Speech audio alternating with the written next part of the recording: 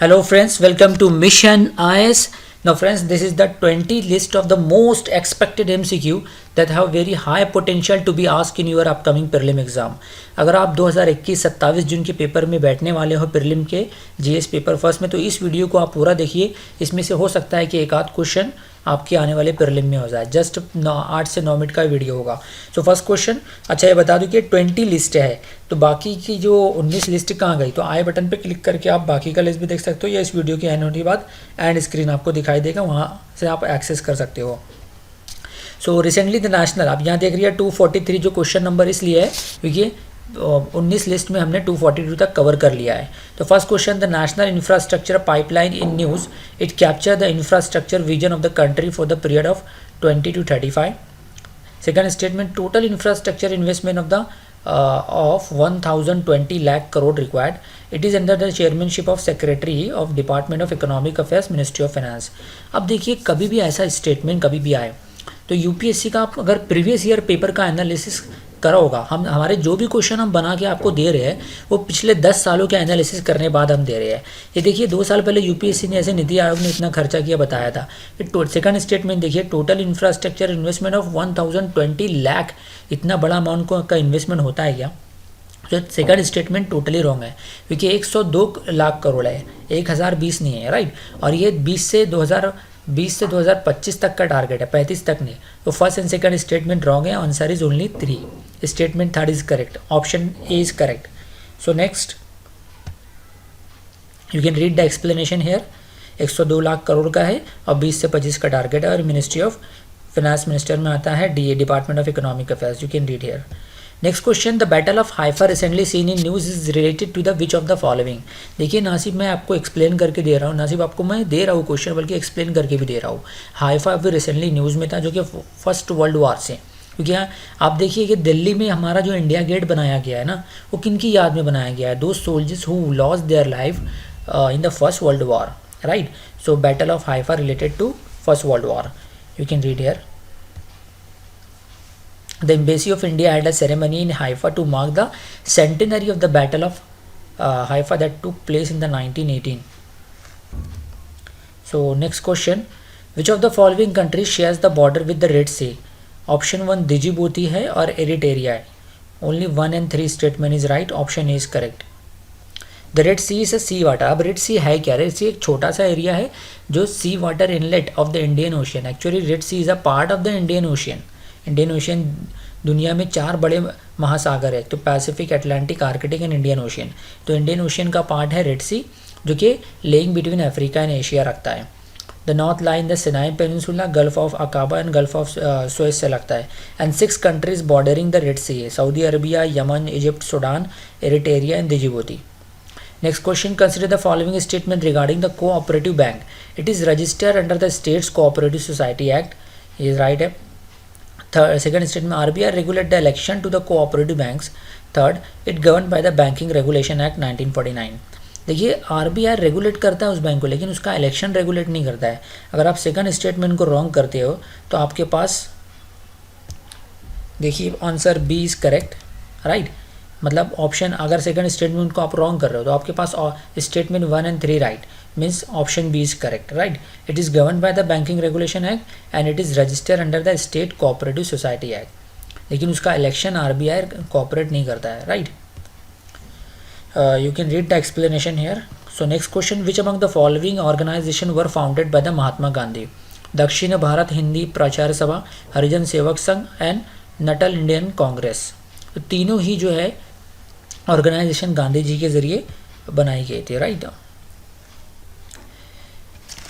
आपकी UPSC preparation को और भी बेहतर और मजबूत करने के लिए अनअकैडमी लर्निंग ऐप लाया है perfect study partner for the UPSC civil service exam. आपने देखा होगा ऐड के जरिए अनअकैडमी का, तो ऐड आपका यूट्यूब पे, टीवी वगैरह पे आता ही है.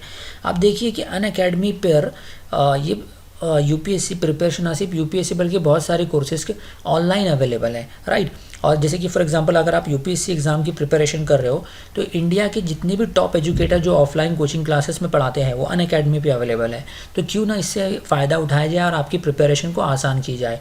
तो न्यू बैचेस एवरी मंडे, हर सोमवार को न्यू बैचेस स्टार्ट होता है, compete with the thousands aspirant, stand out from the crowd.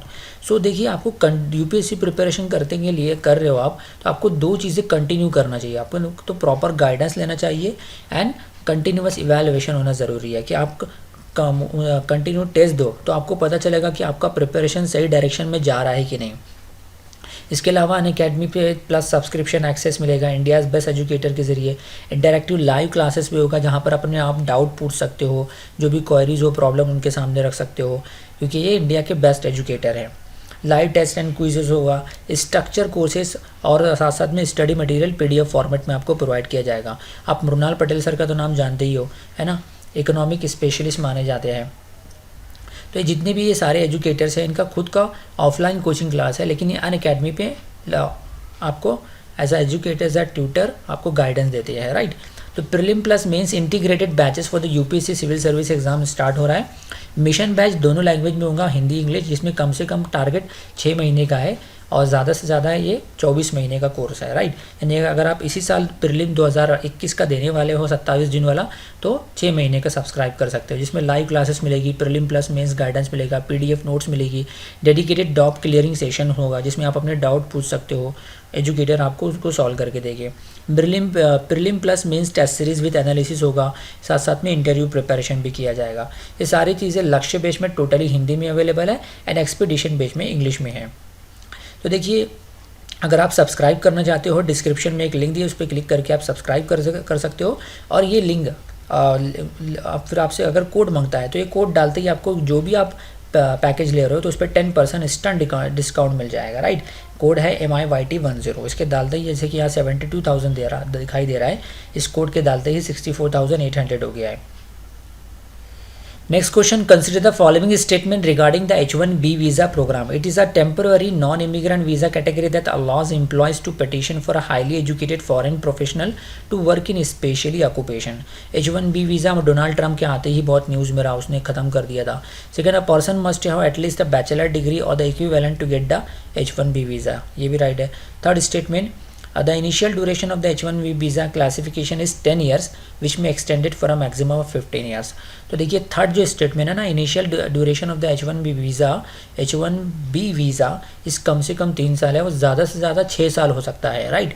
तो स्टेटमेंट थर्ड रॉन्ग है, तो option 1 and 2 is correct, you can read here. So initial duration is classification is the 3 years, which may extended for the maximum 6 years. The H-1B visa is a temporary non-immigrant visa category that allows the employer to petition for highly educated foreign professional to work in a specially occupation. Last question, consider the following statement regarding the happy seeder. It is a unique technique of sowing multiple crops in a farm field at the same time. Second, it is a highly expensive and requires the specialization for the operating this equipment. Third, technology is eco-friendly with environment for the health of soil as well as it also saves water. अब देखिए कि third जो statement है वो बहुत ही positive है, तो 100% positive statement UPSC prelim में राइट ही होता है। लेकिन first statement, it is a unique technique of sowing multiple crop in the farm field at the same time. कभी भी ध्यान रखो कि किसान कभी भी मल्टीपल क्रॉप तो एक फील्ड पे उगा सकता है, लेकिन एक ही वक्त पे नहीं उगा सकता, राइट। एक क्रॉप खत्म होने के बाद दूसरी क्रॉप लगाएगा, तो फर्स्ट स्टेटमेंट रॉन्ग होगा। Second, it is a highly expensive नहीं है बल्कि चीप है, तो ये सेकंड स्टेटमेंट भी रॉन्ग हो गया। Option B is correct. Happy Seeder और Turbo Happy Seeder is a tractor operated machine developed by the PAU in collaboration with the Australian Centre for ACIR, right. And the last question, consider the following statement regarding the Serious Fraud Investigation Office. It comes under the Ministry of Finance. It was established based on the recommendation by the Naresh Chandra Committee. Third, it is received statutory power under the Companies Act 2013. देखिए ये दोनों statement right है, लेकिन जो first statement है sir UPSC करता है, it comes under the serious fraud investigation office, comes under the ministry of commerce, right. Ministry of corporate affairs, ministry of corporate affairs के अंदर आता है।